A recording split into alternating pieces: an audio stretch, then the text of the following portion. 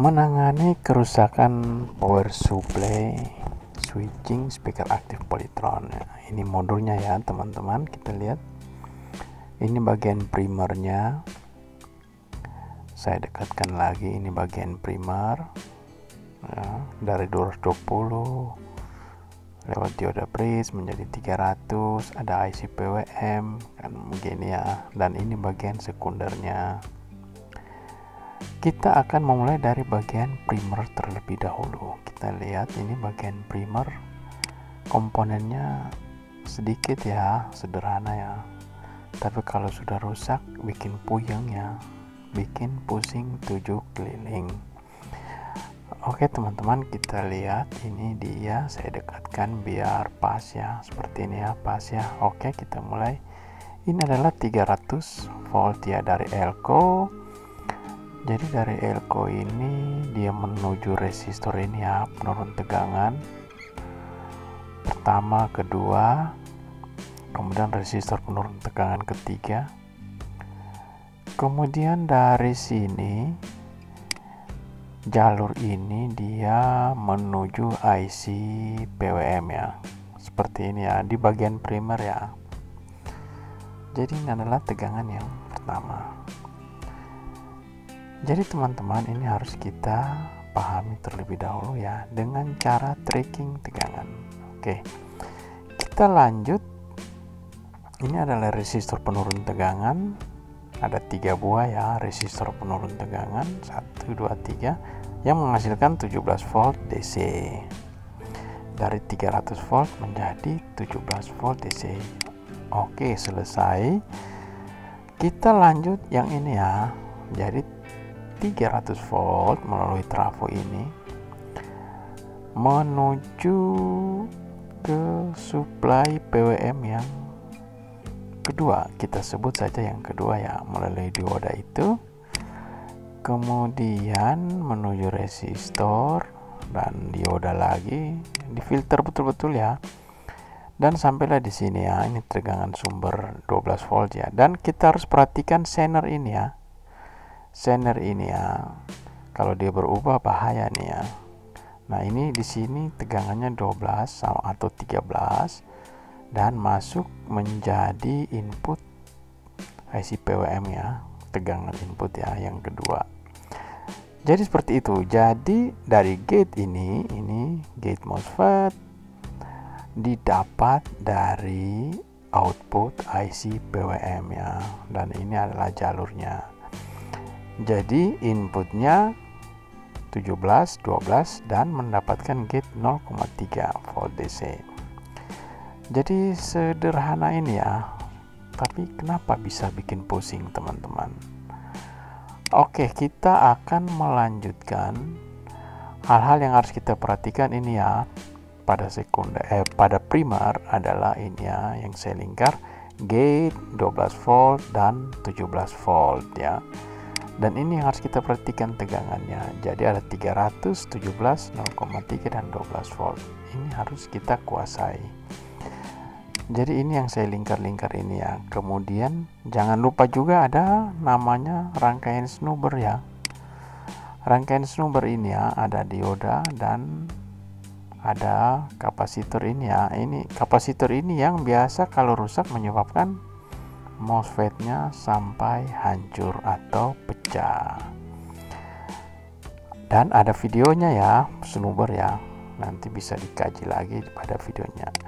Jadi ini ya, kita lanjut ke bagian sekundernya. Bagian sekunder ini adalah 28 dan min. Ini harus dilepas ya dalam metode pengukuran. Jadi pengukuran di primer harus dilepas dulu yang ini ya, 1, kedua. Dan kita lihat, kita kaji 28 volt ini dia akan melalui jalur ini. Setelah kita copot yang 2 ini yang dilingkar, dia akan menuju resistor ini ya.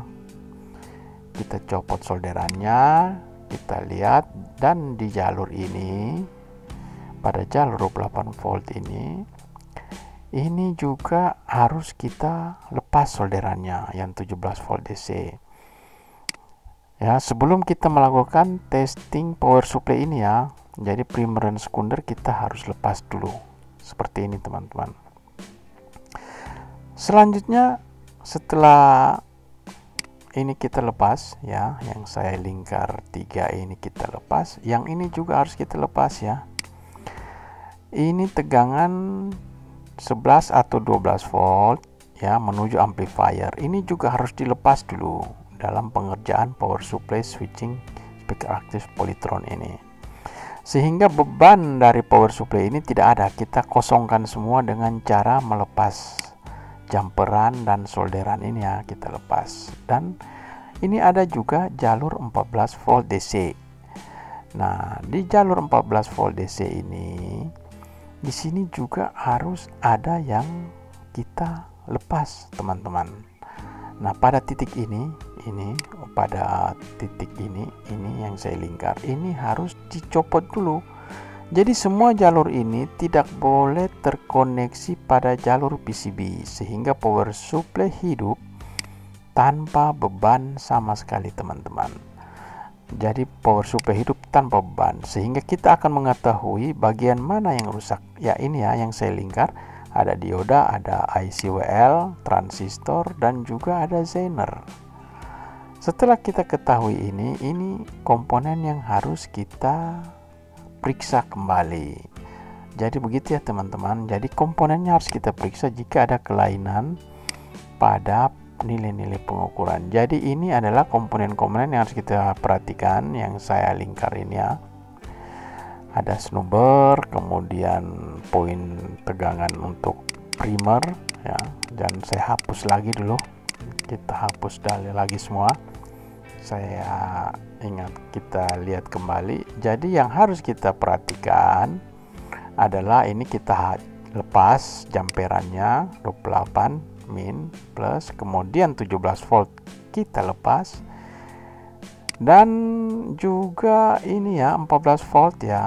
Pada titik ini kita lepas solderannya agar aman, dan titik 11 volt ini ya kita lepas, sehingga ini kita menguji power supply ini drop normal atau tidak, atau tegangannya over.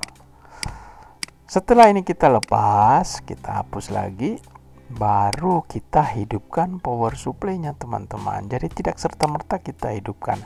Dan kita harus perhatikan ini ya, pada bagian primer, ini ada Zener dan rangkaian snubber ini.